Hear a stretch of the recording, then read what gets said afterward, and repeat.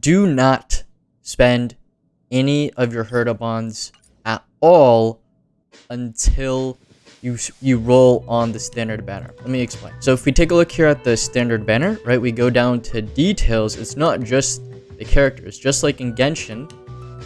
It's also the light cones. And if you're curious what these light cones do, or how good they are, you can come over here to the shop and you can find them right here. So this is really important. You wanna get and hit your pity on the banner, which is like roughly around 75 wishes. There's still the level 35 reward, so you should be closing in on 80 wishes pretty soon if you're progressing along in the game. This is really important because if you go ahead and you immediately spend your Herda bonds on one of these light cones, you might actually be gimping yourself. So say, oh, you know, this week I buy the hunt and I'm like all happy about it. Then on the standard banner pass, on the standard banner, I do my pull, I hit pity, I don't get any character, instead I get a light cone, and it happens to be sleep like the dead. So now I have 2 5-star light cones for the hunt. And the problem with that is, well, I mean, that long term, that's, you know, quite good. Short term, it's going to be kind of problematic. You can't use both of them. Using 2 hunt characters is going to be inefficient in your team, and it's probably most teams are going to be balanced with like a support, maybe like a harmony character, like a more defensive character like the trailblazer, and then you got your like predator character, right? Something like that. It's usually a balance. You don't have, generally speaking, you don't use 2 hunt characters, and it doesn't make sense to level 2 hunt characters at the same time, because then you're just going to be diluting and spreading your resources thin. This week, you're going to start noticing your Trailblaze power consumption is going to go up pretty substantially, and you're going to find a greater need for Trailblaze power. I'm already starting to feel it. Once you start going past level 50, you're really going to start feeling it. It's better to just wait. Maybe like sometime this week, you're probably going to hit that 80 wishes and hit your pity. You get a character, that's great. Now you can go ahead and choose whatever one of these light cones that you want and level it up and put it on like your Dan or whatever. Which is actually the next thing I wanted to talk about, is which one of these do you actually want to buy. Now, I know a lot of people have been saying that the Path of the Destruction one is the strongest. It's crazy, it's insane, it's really good. And while that is true in a vacuum and on paper, that's not actually how it translates in practice. This is actually probably the worst pick out of the 3, and I'll explain why in a second here. So this is a destruction light cone. It's got a really good effect. It gives you a lot of attack, and it also gives you a damage increase for 2 turns. That's a fantastic effect, and those stats are doubled at R5.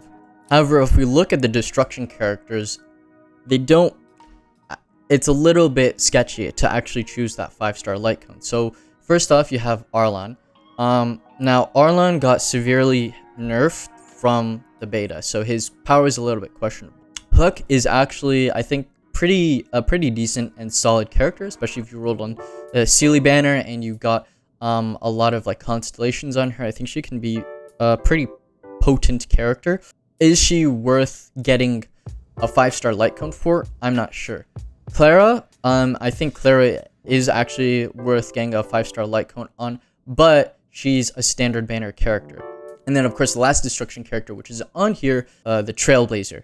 So a physical Trailblazer, no one's really going to use. He's not really powerful, and most people are going to be using the fire Trailblazer anyways. So essentially what I'm saying is you just have to look at your characters and see if this is really that worth it. I think in the future, this is probably going to be one of the best 5-star weapons, or is going to be the best 5-star weapon out of the 3. But right now, given the destruction characters that we have and the rosters that we have, you know, I would reconsider. However, when we take a look at the hot one, everyone has a guaranteed Dan Ming, and Dan is quite a solid character to use. So in my opinion, this is definitely the best one. It gives increased crit. That's really nice. Have Sealy on your account now. This is a pretty good light cone for her as well. We take a look at the texture of memories, which, funny enough, conversely to the destruction one, everyone says is the worst out of the 3. I actually think this is a pretty decent light cone, specifically for the Fire Trailblazer, which pretty much everyone's going to be leveling up because you need to level up the Fire Trailblazer anyways for the story and to make the story bosses easier. So it increases the wearer's effect res by 8%. That's like whatever. If the wearer is attacked and has no shield, they gain a shield equal to 16% of their max HP for 2 turns. Now, at max level, this goes up to 32%, which is not insignificant.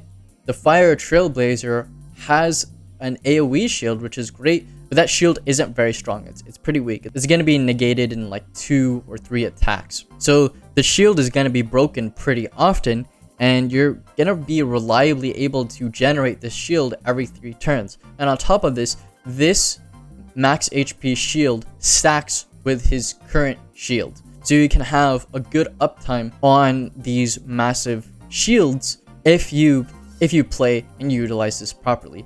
And additionally, if the wearer has a shield when attacked, the damage they receive decreases by 12%. This is fantastic. This damage reduction works just like it does in like Xingqiu's rain swords, and the Trailblazer himself innately has a lot of damage reduction. So the more damage reduction you get, the more powerful the stat is. So this synergizes incredibly well with the Fire Trailblazer. I cannot emphasize enough how well I think it was basically made for the Fire Trailblazer, in fact. And again, everyone's going to be leveling up the Fire Trailblazer anyways, especially if you're a free-to-play player. Now, is it better than the Hunt? I don't think so. I think this is definitely your priority. I think you want to get this first and then this, and then last is going to be your Destruction character. Unless maybe you have Clara, you can perhaps justify it, or a High Constellation Hook or something like that. But I would say that this is your safest bet. That's all I really wanted to say for this video. I wanted to give people a warning and a heads up before they make a mistake on their account that could cost them a lot of time and they end up regretting it because they got like 2 Hunt light cones and they're not really able to, they can't afford to spread their resources thin, especially since it's a gacha game. That's all. Hopefully this helps someone avoid this mistake. And if you found this video helpful, consider subscribing and liking. And as always, remember to take care and have a glorious day.